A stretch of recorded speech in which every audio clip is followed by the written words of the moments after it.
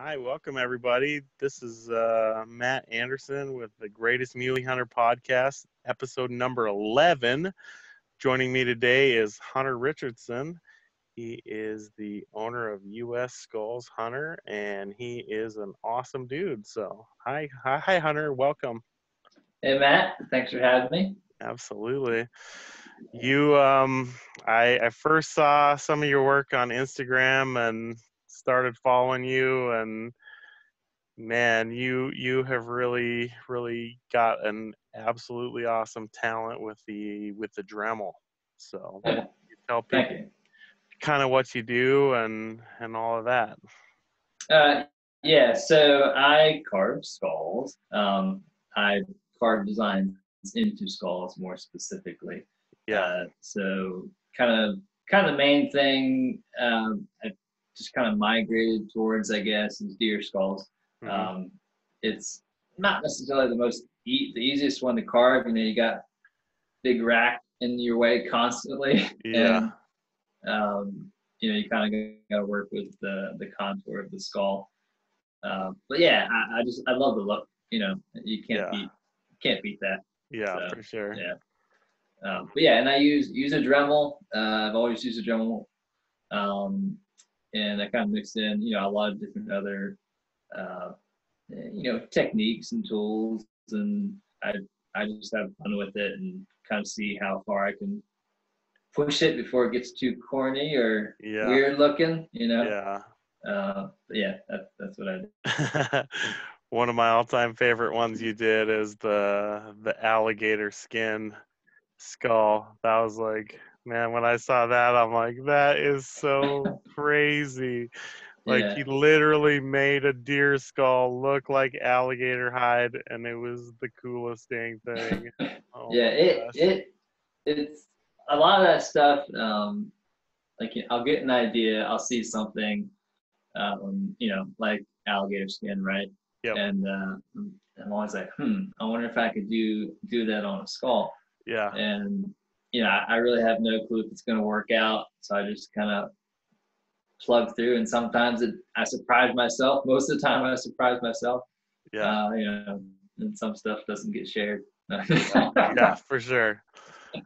For sure. But Yep. yeah. No, it's awesome.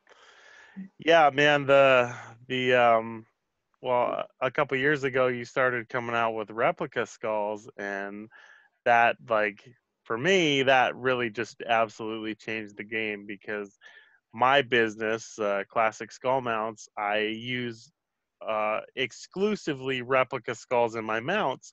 So to have the quality and variety of awesome skulls available that what you do and um, is just an amazing thing to offer my customers. And they're definitely, like, they're not for everybody, but they're so cool that people that and the beautiful thing about skull mounts is, like, they don't take up a ton of room, like on one wall where you could have one or two shoulder mounts, you can have six skull mounts pretty easily, so Sure. you can really utilize your space a lot more efficiently with skull mounts, which is one reasons why I really like skull mounts. And then every mount can be completely different. So it's not just a boring white skull, white skull, white skull, white skull. It's like you can have your white skull, you can have a carved replica skull, you can have, a painted skull. Like, there's so many different things, all the camo dipping and everything that I can get my customers to. Like, there's so many different things that you can do with a skull. And then on top of that, you add in all the woodworking on the plaques and all the different skull hangers that are out there. Like, there's just so many things that you can do with a skull to make each mount unique, that is just, it's such an amazing resource to be able to offer people. So, Sure. like, I love, I've like I was saying, I've been enamored with your work since the first moment I saw you. And it's really cool to have you on my podcast here talking about this, and just sharing some of your stuff with people, because like, we're both small businesses, and any avenue that we have to get our name out there and talk about things, and show people who we are, and that is nothing but a positive. So Yeah. No, I appreciate the opportunity, and just looking back at some of the people you've interviewed already, I'm honored to be among those. Yeah. So, Yeah. No, it's cool. You're like the first person that's not like a close personal friend of mine from years back. So the okay. first of many. Like I intend to do this with quite a few people in that similar kind of a vein, where I mean it's awesome to, have conversations with my friends and stuff and talk about old Hmm. hunts you know, and all of this. But it's also really cool to branch out and have like people that are doing just amazing things, like talk about what you do and why you do it and all of that. So it's a really good synergy of sorts that I think we can really do some good work here. So, Yeah, for sure. yep. So I had Hunter do a custom skull for me. A year ago? Year and yeah, like year 2 years ago. Yeah, about Yeah, a few years ago. yeah. And I had him do my logo and my business model for my company. And then he went way above and beyond and did just the most incredible skull ever. So like every time people see this mount, they're like, holy cow, that is so cool. And then I tell them you do it with a Dremel. They're like, how is that even possible? Like, like he's got infinite amounts of patience and Yeah, it does take some patience. Yeah. So the really cool thing is I had you do the skull and it's got my logo, and then I was able to take the antlers from the buck that I made my logo from, which was a buck my dad killed about 10 years ago in Montana. The last really big buck that he killed before he passed away. And Okay. so I was able to mount those antlers onto that skull, and it's just the coolest mount. So here's this little bad boy. Yeah, it's like Inception, right? Because Yep, you got exactly. the. Yep, Yeah, that's crazy, dude. it's such a The whole, I cool. mean, the whole thing. Yeah, Yeah, the rack is awesome.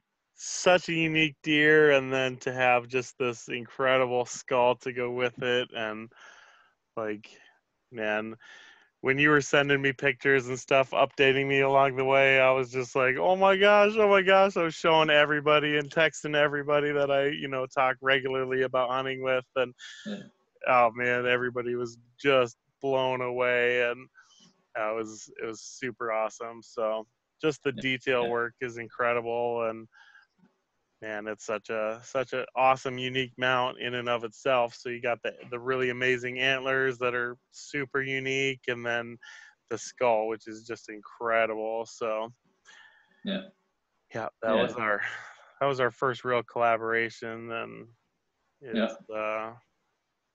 it's been it's been awesome. I've done yeah. quite a few. I've gotten quite a few skulls from you, and have done several mounts with those skulls, and everybody that sees them are just blown away by how cool they look and how different and unique. And even your white replica skulls are Hmm. like the best quality, the highest amount of detail. Like you can't tell the difference between that and a real skull. Like that's so awesome to be able to offer that to my customers. So Right. Yeah. Well, and I told you this before. You specifically do an amazing job mounting. Like, not. I don't think everybody realizes. You can make the process as easy as you possibly can. yeah, But you seem to take it a step further and just make it look completely natural. And that's really cool to see. To send a skull away and then see you send me pictures of the yeah, the, the mount is really cool. yeah. No, Uh, it's obvious that we both really love what we do, and you can really tell in both the quality of our work. So like you know, I got started doing skull mounts because my dad had killed so many big bucks that just, you know, he'd cut the skull cap off of the head and they were just kind of laying around or tacked up on a board, and, you know, never really did anything with all these big bucks. And I mean, these are like buck of a lifetime for most people, and he's just got, you know, 15 of them laying around because, you know, Right. we didn't have money for taxidermy. And so I'm like, man, how can I display these? So I started playing around with it. I got my first Mountain Mike's, you know, replica skull. And Mm-hmm. I mean, that was a really, really awesome, like, game changing moment for me, because, you know, you can take these old bucks that, you know, people didn't understand, you know, well, even there was nothing even available really to Right. do something like what we're doing now. And I mean, just the quality of replicas that you can come up with, like, I mean, you're always coming out with these cool new things. And like, it's really fun watching the process of, like, you coming up with a design, carving a skull, and then making replicas. Like, that's a super cool thing to be able to watch. And you're so open about it. That's what I love about you. Like, you're so open at every step of the game. And like, there are nobody's like that in this business. Like, nobody shares information the way that you do. And I I even struggle with that aspect of it, where, you know, we all have these secrets, these trade secrets that, like, you have to learn on your own, because nobody's going to share them with you. Mm-hmm. And it's silly because there's the entire United States. Like, everybody's concerned that you're going to steal business from somebody. Like, Right. come on. Yeah. No, I know what you're saying.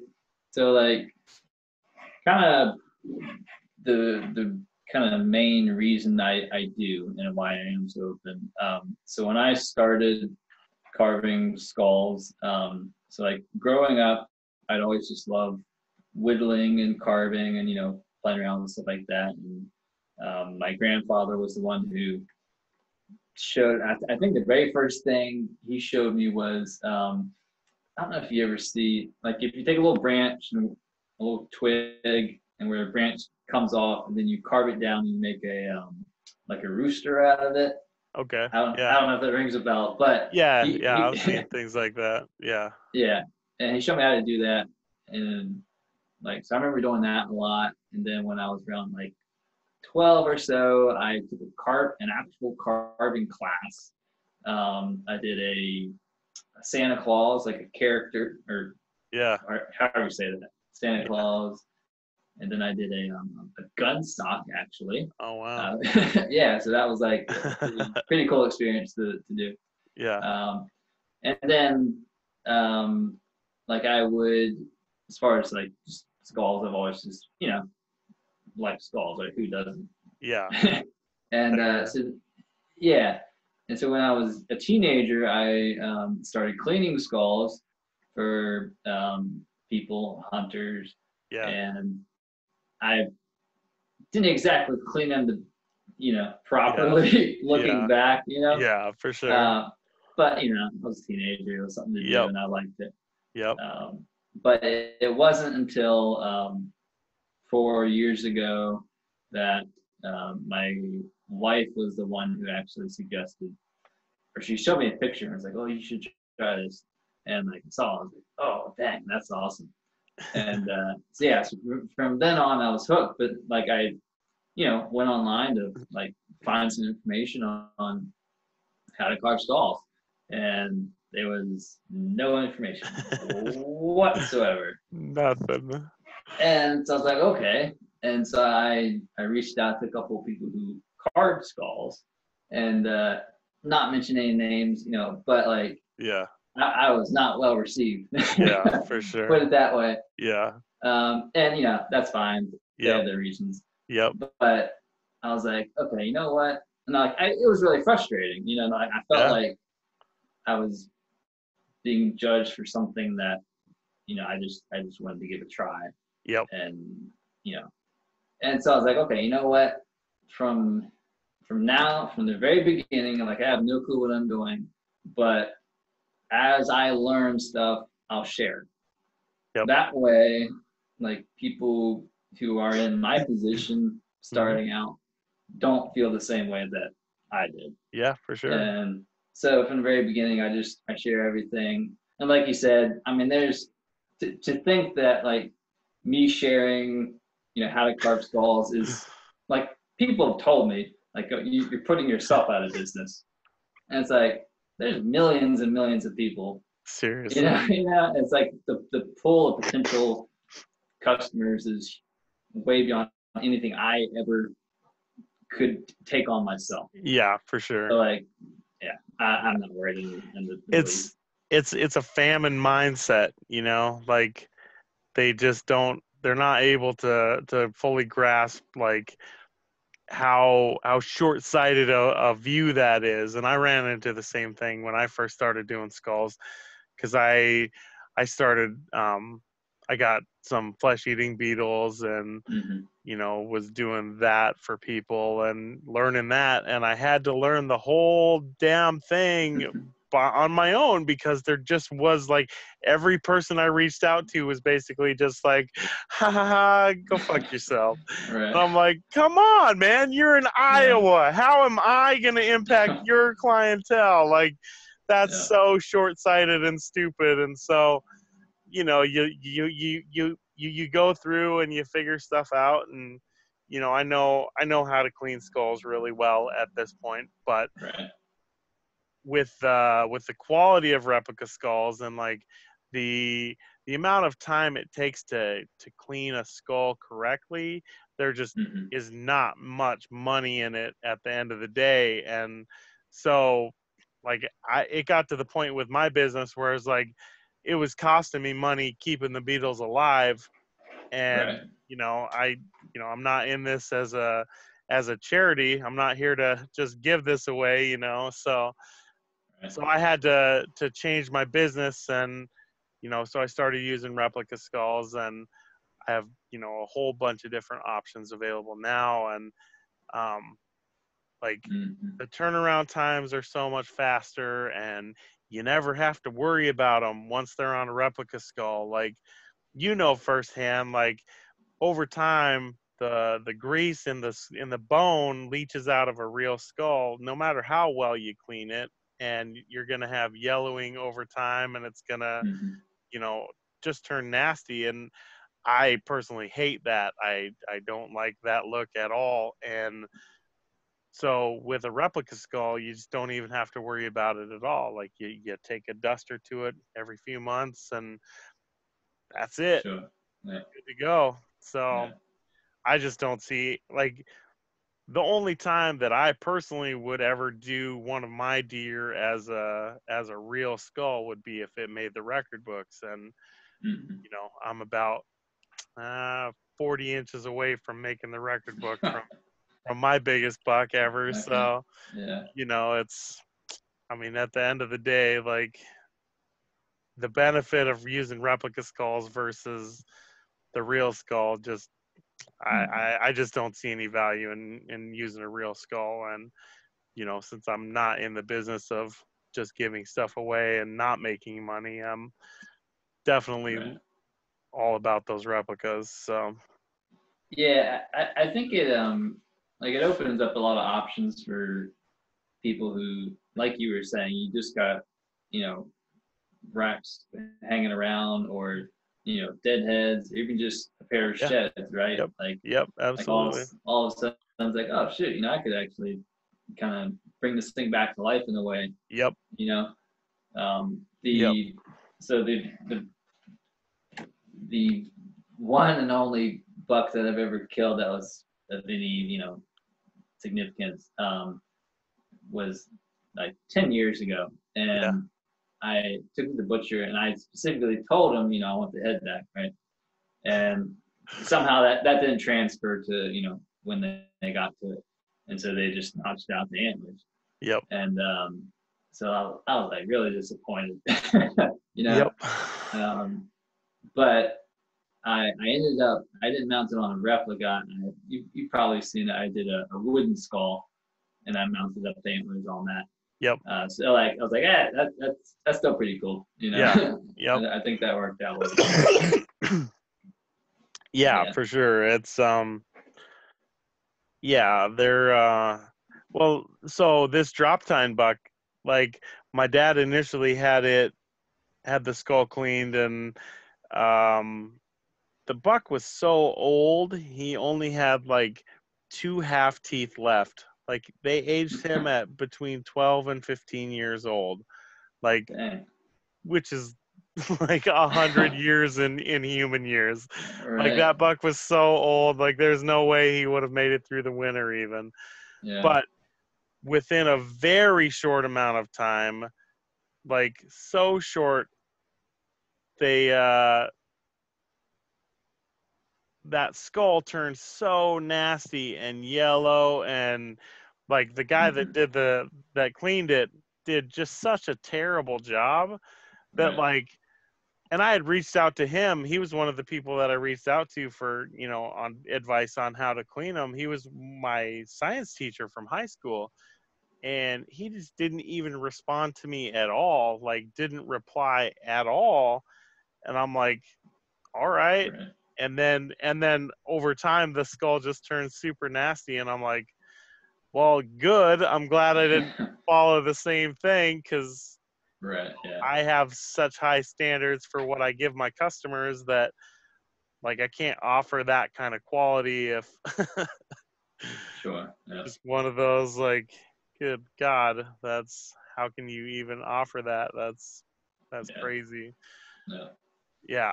It's But that's where replicas come in handy, because then I was able to take the antlers off of that skull and put it on. This is the second skull that I've put it on. I had it on just a Okay. regular snow camo mountain mics initially, and then mounted it onto this awesome skull you did for me. So, Right. but yeah, it's amazing. It's amazing how far the technology has come just in making replicas. Like Hmm. the quality of replicas these days are just insane. Like, so why don't you Yeah. talk about that a little bit? Yeah. So I had like the reason why I started making replicas was it making a carving a custom skull for someone, right? You know, it takes time, Yep. and it's just not something everyone, can afford, right? You know, it's not practical all the time. Yep. Um, and so, I started thinking about it. I was like, well, why couldn't I carve a skull, make replicas of it? You know, the idea of replicas is already there, obviously, and essentially provide something more affordable to people who want a Yep. carved skull, Yep. because they're cool. And Very cool. so like I played around with it.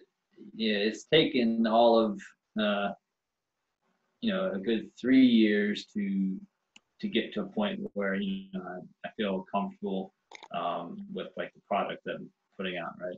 Yep. The very first replicas that I made were essentially plaster, Yeah. and if you compare those to what I have Yeah. now, it's pretty bad. Yeah. Um, but you got to start somewhere. I wouldn't be where I'm at now if I didn't just try stuff. Yep. For sure. But it was kind of funny. So I didn't really have any replicas that I could take and then carve, just because I didn't really like how they looked. Yeah. So and even the skulls, and I might just be particular, or I don't know, picky. Um, but even the stuff on the market that was supposedly the best, Yeah. still to me is like kind of tacky. Yep. you Yep. know, Yep. and I'm just saying what my personal preferences are. Yeah. No, for Um, sure. so then like I was like, all right, well I need to get a nice replica to actually carve, and so then I started making replicas of skulls, and then people would see me like carving these replicas, and like, hey, where'd you get those? I was like, oh, I get them made. So like, there's a guy from Texas who does them for me, and like he's really good at it, and I'm not any good at casting stuff, right? Yeah. So I'm not going to try to make something or spend Yeah. time on something I'm just not good at. Yeah, for And sure. so like he's done work for the what's that, Jurassic Park. Like he's done stuff for that movie. Like he's that good. So he started doing stuff for me, and things have changed over time. But so then people started asking for just the blank ones, and so I've uh, I've tried to provide as much of those as possible to people who wanted them. Yeah. But it hasn't been until, fingers crossed, this year that I'll finally like officially be able to offer what I consider to be the best, most realistic skull on the Yeah. market. Yep. For sure. And that was not my plan from the beginning, but just yep. Like I have a list of people who've been waiting, for skulls, and then Yeah. so I was like, all right, you know what, this is what people. I'm not the only one who's looking for something like that. Yeah. So I'll start making some just Yep. blank ones for people too. Yep. So. Yep. Yeah, you definitely. I'm right there with you, man. Like I'm so particular about quality and being a realistic looking thing, and taking the time with my mounts. And like for me it's about the whole package. Like it's not just the skull and the antlers, it's the plaque or the mount that you do with it. Like it's the whole thing. And I spend a lot of time on plaques in a way that most people that do this, they just buy a standard plaque and or just mount it flat to the wall. And things like that just drive me crazy in a way that I know, like, skull quality drives you crazy. So, Yeah. a skull has to be at a nice angle. It needs to be at about a 45-degree angle to really make the antlers look as good as it can be. Whenever you see people that have them mounted where the points are coming straight out and the nose is straight up and down, it's like you wouldn't shoot that deer until it looked up and you saw what it looked like when it's looking like this. And what angle is that head at then? 45 degrees. Like, so why would you not try to display it at that same angle? And there's so many plaques out there that people buy that they're just doing their animal a disservice by not displaying it correctly. Sure. And so even my basic just knotty pine plaque, like you still have that beautiful angle, and it's just it's all about that angle and nice wood. And if I do a dark skull, I want a lighter wood, and you want some contrast to really bring out both parts of it, because it is like it's not just one thing, it's the whole thing. So sure. It's there's a little bit of a science to it. And I see, going through my Instagram feed, I'm following all these different people that are doing skull mounts and just coming up with new ideas and stuff. And man, there's so many of them that I'm just like, why are you doing that? Why are you doing that? But at the same time, I can't literally say that, because that's just, it's so pretentious and rude, that it's just one of those things. Like, well, I'm sure there's people who scroll through, what I do, and they're like, oh my goodness, why would you do that? Yeah. So, yeah. Yep. And it's cool to come up with an idea and then do it, like this triple mount that I just did. I don't know if you saw that one. I did three deer staggered. Well, they're all in a straight line on a really nice piece of juniper. It's about 4 feet long.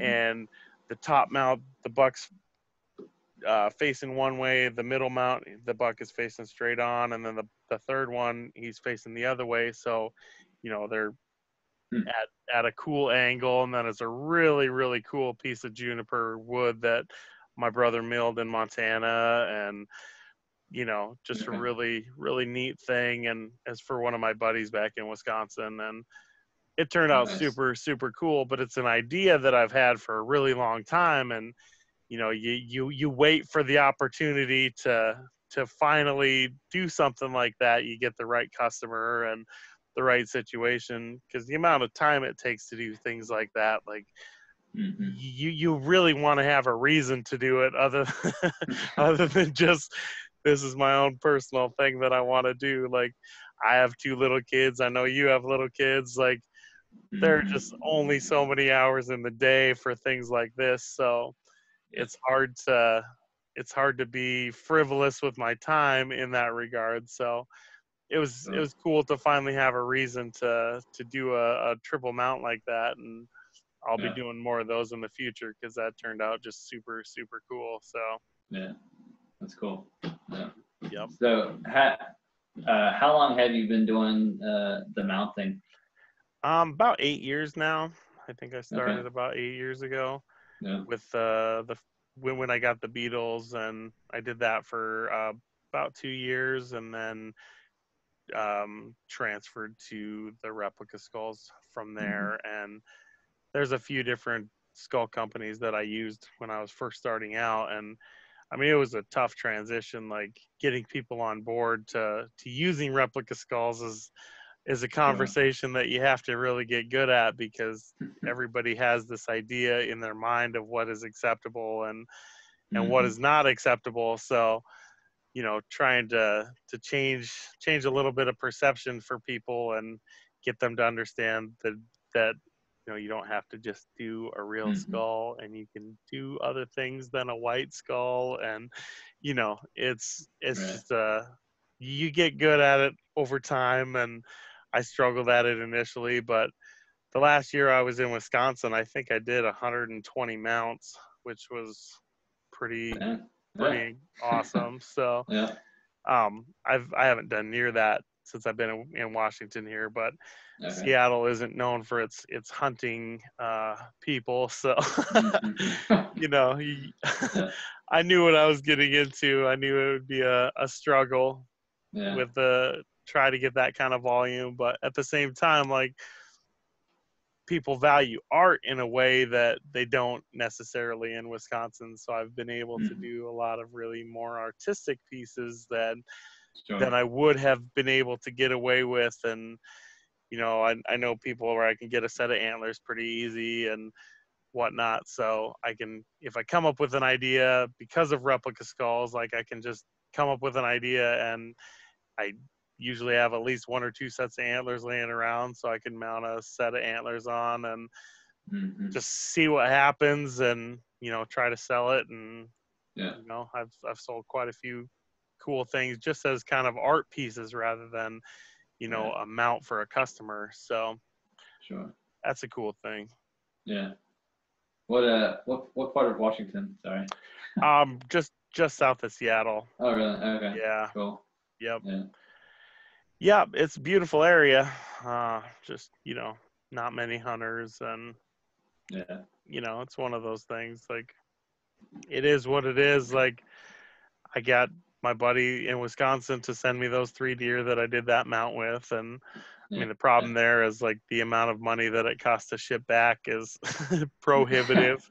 Exactly. And that's another kind of pro is with some of the replica skulls, is that, like, if I do any custom carving, right, like with yours, it's just a matter of sending a small package with the skull in it, as opposed to a huge package and then with worrying the about mount. damaging stuff like that. And I've had over the years a few things where antlers got chipped or broken, and I've had to repair stuff, and it costs a lot of money. And I mean, Yeah. shipping is expensive, and the people that are usually getting skull mounts in the first place are not really interested in spending a whole lot of money anyway, because the cost Sure. of a shoulder mount versus the cost of a skull mount are vastly different and ever widening. So Right.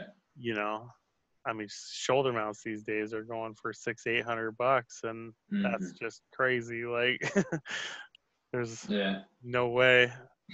And on top of it, like, my wife hates them, and I don't particularly care for them either. So I wouldn't Right. even be able to put it on the wall necessarily if I did get one. So Yeah. you know, just play Yeah. around with skulls and works out Yeah. pretty well. So Yeah. let's show a couple of your carved replicas I got here.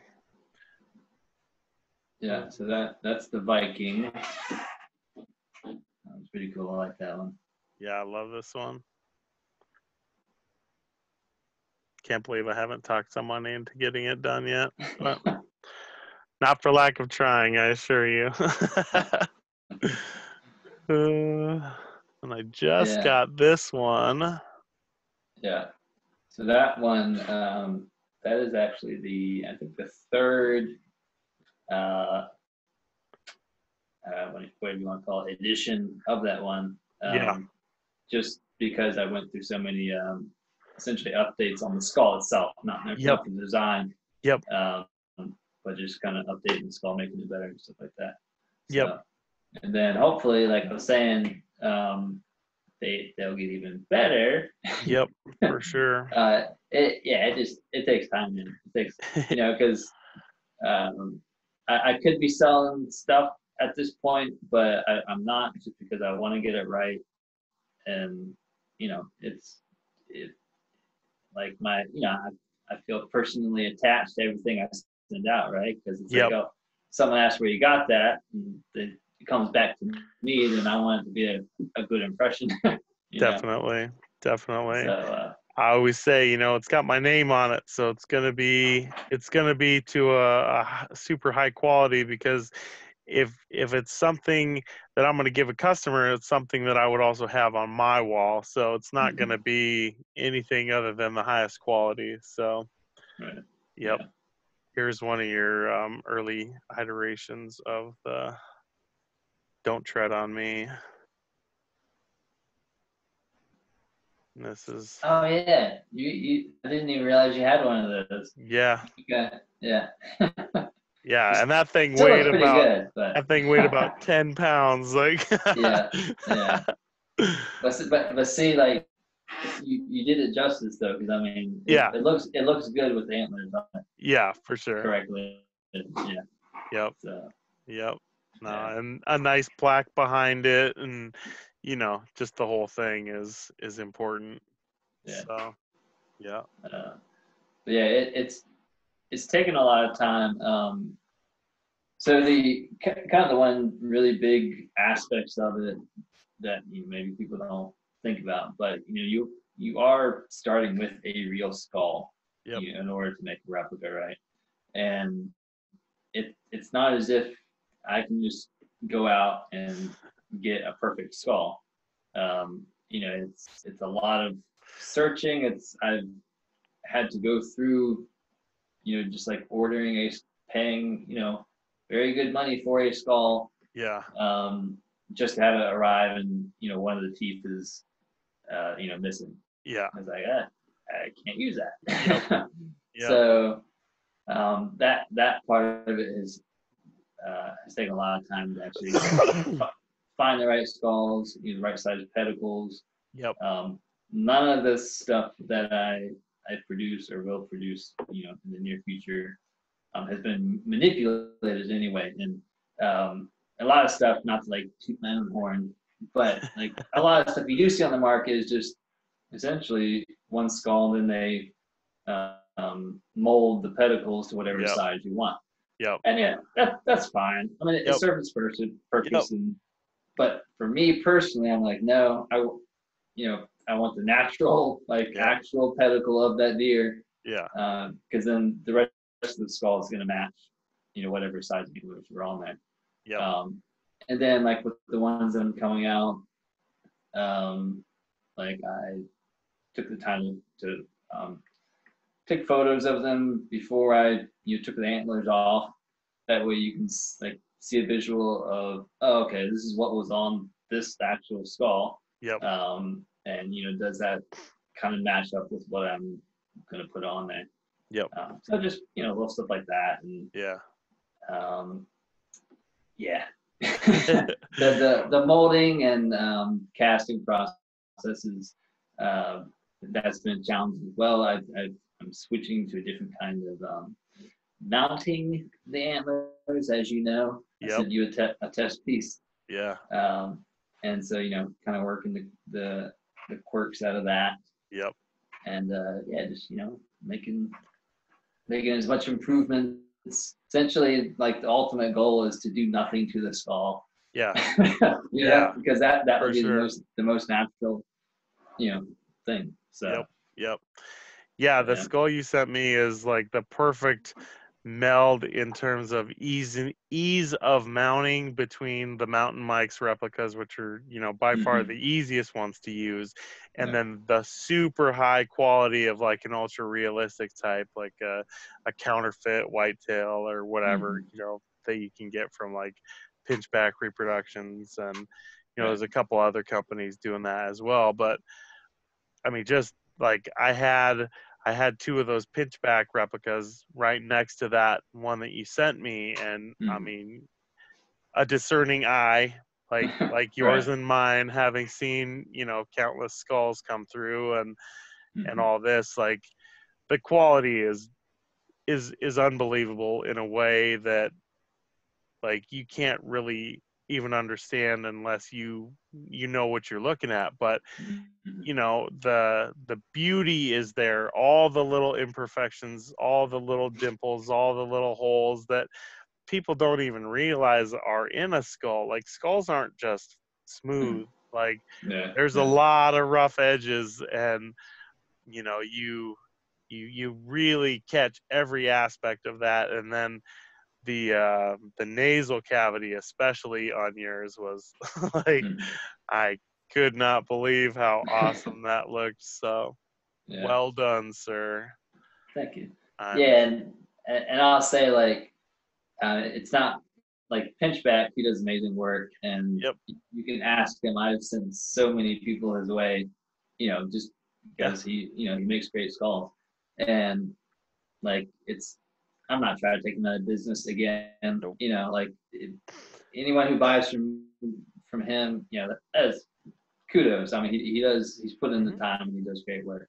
Yeah. And like I'm just out of demand is why I'm actually making these, Yep. And for not that anyone who purchases a less, quality skull is like somehow, further down the totem pole. Is just, some people like that. Some people don't mind, don't care. Yep. So for sure. Yeah, it's just, I mean, you can even take like just even a Mountain Mike skull, and with the right setup, it can look tremendous. Like I have mounted, I can't even tell you how many just Mountain Mike's white skulls over the years, and there's such a good cost-effective way of doing it that you'd be stupid if you didn't think about that as an option.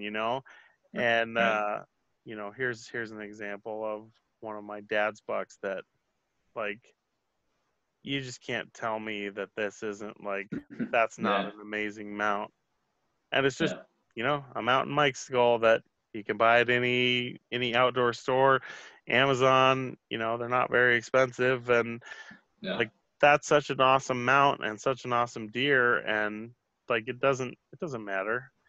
I'm not here to judge you. I'm here to give you a lot of different options, and with all the camo patterns and all the painting and all the carving, and these are just extra things that I can offer my customer so that they can get the mount that they want. And it's just a cool thing to be able to offer. And for those people that, like myself, like if I have the opportunity to buy from someone in a very similar position to myself, I'm going to buy your work. Like if I'm in position where I'm doing a mount for somebody and you have what I need available, I'm going to buy it from you because, that small business to small business is a very important thing. And the amount of money that you generate doing that means a lot more to you than it would to, a big company like Mountain Mike's. Like, you buying one skull from Mountain Mike's isn't a big deal.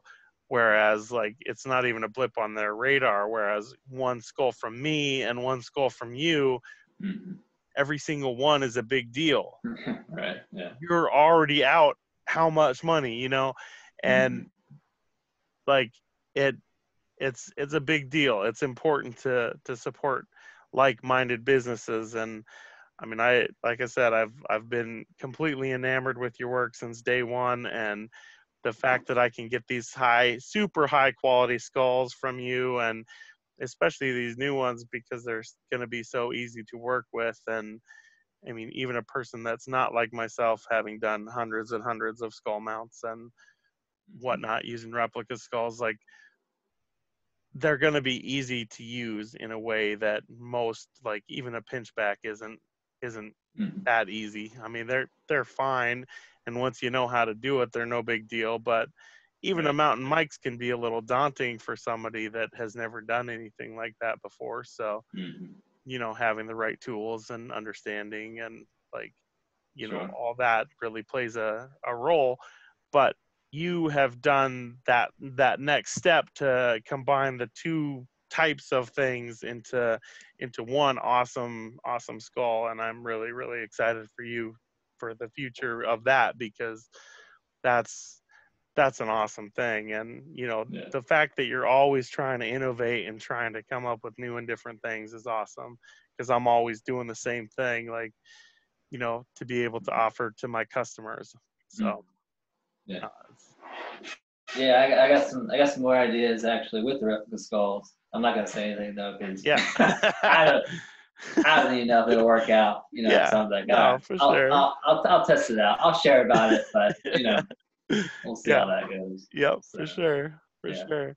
I've got an idea that I want to talk to you about at some point too, of something that I'd like to see that you're in a better position to maybe make happen than I am. So we'll talk about that down the road, because I think that could be a really neat thing. So and like I will be making some more designs as far as like what I'm offering.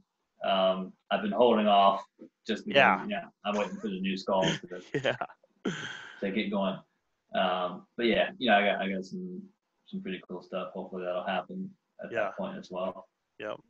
So I mean, I love the ones that you have available now, and I've been pushing these ever since I first ran into your stuff. And I've got people, like, I just posted on my Instagram, like, I've got 5 skulls available right now, some painted ones, some camo dipped ones, and then your 2 carved ones, and that got a lot of interest. And one of my buddies that went hunting with me this fall in Montana, he's like, "Oh my gosh, the next year, or this fall, when I get a muley, I'm definitely getting that Don't Tread on Me skull." I'm like, "Yep, that's an awesome one." So, just planting the seeds and getting the information in front of people. So many times it's like, you have a great idea, but until you can put it in front of people, like, it's hard to get out there. I mean, it's hard to start from scratch. I know you know exactly what I'm talking about. It's very true what you're saying. Like, the whole the whole skull carving really is, I would say, we're more or less at the forefront of hopefully a lasting trend, right? Of getting skulls custom carved and stuff like that. But like, when I had the idea of it's kind of funny. So I had the idea of carving a deer skull, and then making replicas so people could mount antlers on. And I met with this other guy who lives in Virginia, skull carver, super nice guy, carves human skulls, Okay, so quite a bit different than what I do, right? Yep. But he carved skulls, so like Yeah. I had to talk to him, and Yeah. I met with him, and the day that I met with him, Mackenzie Taxidermy came out with their art carved skulls, and Yep. like I was actually really happy, Yeah. and because I was like, okay, like I'm not the only one thinking of this. Yep. Here's this huge, whether you like Mackenzie or not, Yeah. Or here's this huge whatever. company. I've bought a lot Yeah. of stuff from them over the years. Yeah. Whatever. Yeah. So like I'm thinking, all right, well, I'm not. It kind of gave some like credibility to like, hey, maybe this would be something people would like. Yep. Um, and and again, I'm not worried as far as competition whatsoever. So I'm like, and I Yeah. ordered one. I did a video on it, and I was like, hey, Yeah. try this out. Yep. If that's what you want. Yep. But yeah, so it was kind of it was almost funny because it was like the very day that I went to talk to this other guy about like, hey, Yeah. do you think this would work? Like they came out with those, so Yep. kind of cool. But yeah, Well, I think it'll take some time, yeah. for people to be like, oh, okay, this is an option, Yep. for me. Yep. So For sure. And the beautiful thing is like with what you do and all the how-to videos and the instruction guides and everything that you've done to help new people do the same kind of things, like all you're doing is encouraging more art. Like it's all art. It's not like it's this some esoteric thing. Like it's art, man. It's like every artist does their own thing, and to say that you're gonna take business away from somebody else is I mean that's just super short-sighted. And every artist is different. Every artist offers something unique, and to have more options and more options and more options available is only going to help people, and it's yeah. only going to make you do new and better things, and it's only going to keep you innovating. Like Mm-hmm. if you're so concerned about new business coming in and taking what you're doing, like you've already lost. Like you have such the wrong mentality. Like you're never going to grow if that's how you're thinking. Right. So you're never pushing yourself in a way that having that direct competition and seeing other artists do the same types of things but in their own way only helps people. Mm-hmm. There's no downside to that. And I think it's very short-sighted of people to think that way. So Yeah. I've never Uh, understood that kind of famine thinking, but right. it's very, very prevalent. So Yeah. No, I mean it's been really cool, to see people learn, and like I'm being serious when I say it, like it's very humbling to think that someone could watch one of my videos, yeah. go out there and start carving skulls, Yep. and then what's amazing, dude, is like I can't tell you how many people have started carving skulls and then like just run with it and like creating I'm being serious, like way better stuff than I do. Sure. And just because people like it's crazy, dude. And Yeah. like to see that happen, I'm Yeah. like that is really cool, That's super cool. And like just this community of skull carvers is, Yeah. it's like I'm almost like proud of it, to play a little part of like maybe giving someone some inspiration, or like, Yeah. people who, they'll message me and say, hey, I saw one of your videos and I started, and you know, people have started businesses from it. Yep. So Yep. it's really cool. Yep.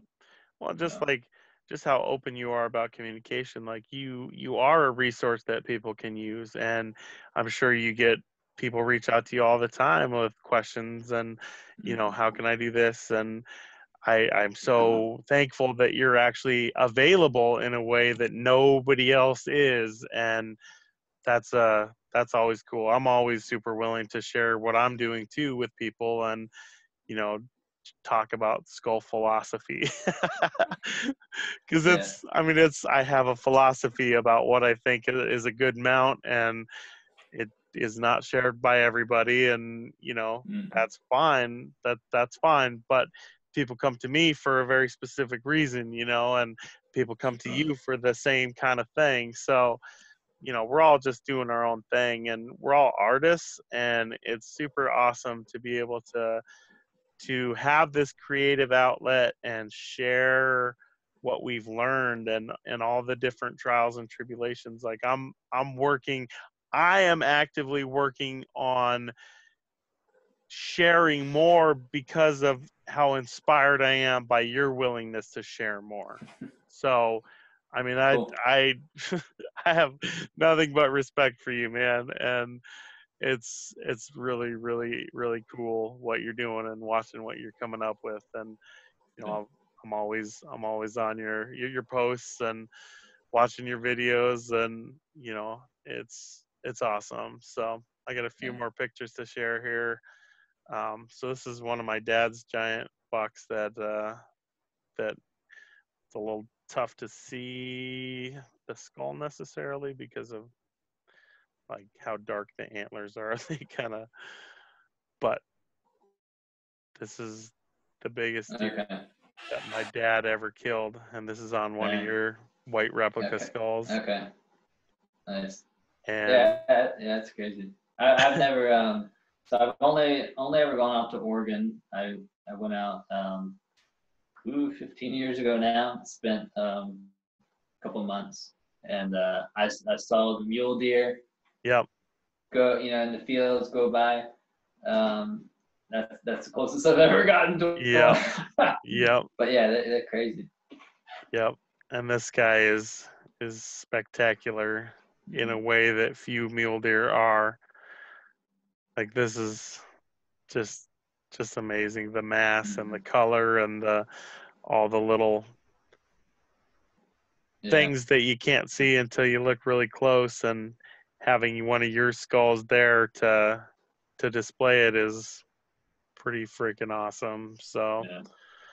it's it's so I had a custom that mount that it's on coming out of the corner of a wall.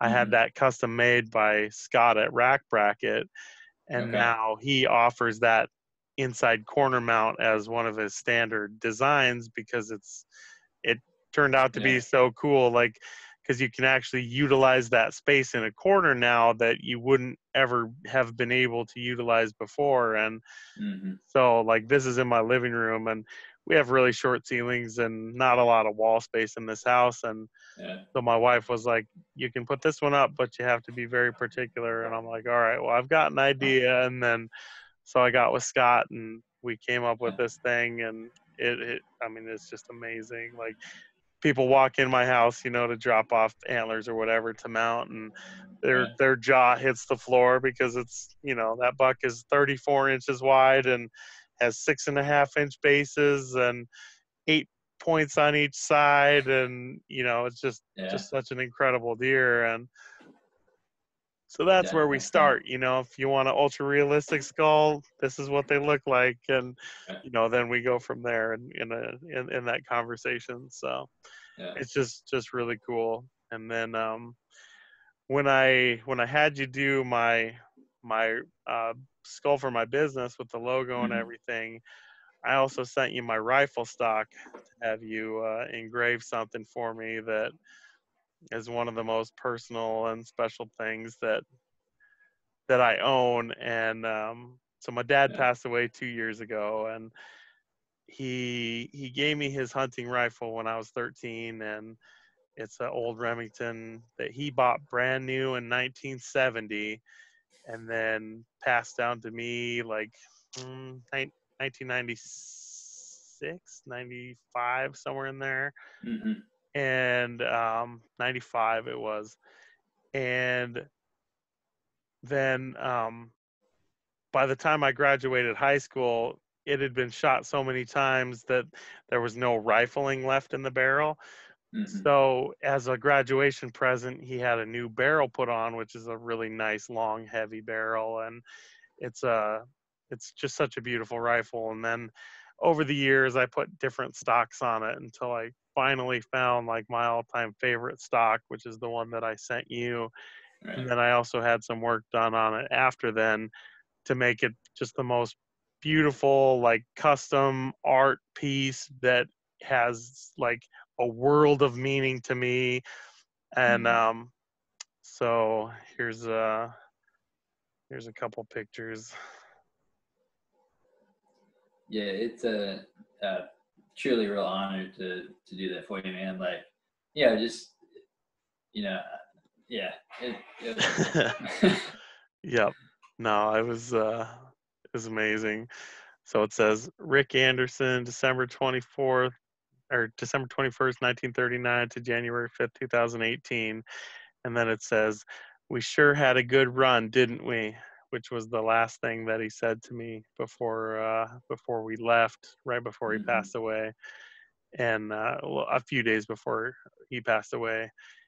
And so it's I had you carve it right where my hand sits, um, Mhm. right where my hand sits. So when I'm about to take a shot, the I can feel that Yeah. tactile. Like there's my dad with Yeah. me every step of the way, and then it's just such an Yeah. awesome. Not to like make it things emotional or worse or anything, Yeah. but probably like so like I grew up in a single family home, Mhm. and so like my grandfather would be kind of like the closest thing to like a father figure to me, Yeah. and the last year that he was alive, I lived with him and took care of him, and the last thing that he said to me was he had gotten to the point where like they were going to bring hospice in, right? Yep. So I moved out so that they could essentially move in and do that. Yeah. And he, um, so I was leaving to go, like I was coming back every day pretty Yeah. much. Um, but I was leaving and I said, I think I said like, all right, I'll see you tomorrow. Or he said that, and like it was weird, dude. It was weird because it was like we both knew that we wouldn't, Yep. and like Yep. he held my hand, which was he Yeah. didn't do that type of thing, right? And it was just weird, and that was the last thing, and Yeah. like I didn't go to the viewing because I was like, no, that was we said goodbye, Yeah. that was like his way of saying goodbye, Yeah. and so it was it it's I know that's special to you, Yep. you For know, sure. so For that's cool. sure. Yeah. No, it's amazing. My dad had an amazing life, and he touched so many people, especially in terms of hunting and what he was able to do and bringing new people into hunting and Hmm. teaching. That was his all-time favorite thing, was teaching people how to hunt, and especially hunt mule deer, because that was his all-time favorite animal. And this was his favorite rifle, and he gave it to me, and it's like I'll treasure this above almost everything else in my life, outside of my kids and wife, and in a Hmm. way that, like, this, like, if you want to hurt me, steal this rifle. Like, there's nothing that Right. you could do to hurt me more than do Yeah. that. So, like, Right. uh I mean, Yeah. it just means the absolute world to me. So I can't thank you enough for your collaboration, and what it means to be able to have him with me every Hmm. time I go hunting. And I mean, Yeah. it's awesome. I appreciate our collaboration, and I appreciate the creativity that you've brought to this game, and I can't wait to see all the new awesome things that you're coming out with. And it's super fun, man. Yeah. Super No, fun. I've enjoyed my dealings with you, so it's been good. Yeah, for sure. Why don't you tell everybody all your social media stuff, and then I'm gonna put a link in the YouTube video to get to your guide on how to carve skulls. So Yeah, so I did put together recently. This is a PDF, and then basically, like, if you would like to give skull carving a try if you think it's cool. Even stuff just like, especially for like deer hunting, even just like carving, the date and location of, where you harvested the deer. Yep. That it's like set in bone, right? Set in stone. Yeah. So even just stuff like that. But I just show like, how do you, anything you need to do to prepare the skull, different carving burrs you need to use, and it's honestly not like as hard as you might think. It's just a matter of picking up a Dremel and start carving. Yeah. But there's some stuff to keep in mind, so I go through that. Yep. And it's just like 7 pages. It's free. You can download it. Yep. But yeah, he's gonna provide you a link. If you want to follow me, I'd appreciate it. I'd be honored. I'm on Instagram and YouTube. Basically, those are the 2 main places, and Facebook. Yeah. But yeah, I put out a video, every couple of weeks on different stuff related to skulls and carving. So I teach a bunch of different stuff, different finishes for skulls, mounting ideas. I can get pretty crazy with some review videos, as some of you may know. But yeah, Instagram and YouTube, and it's just u.s.skull hunter. It's a U.S. skull hunter. Yep. Awesome. And I'll tag you when I, get everything uploaded and whatnot. So yeah.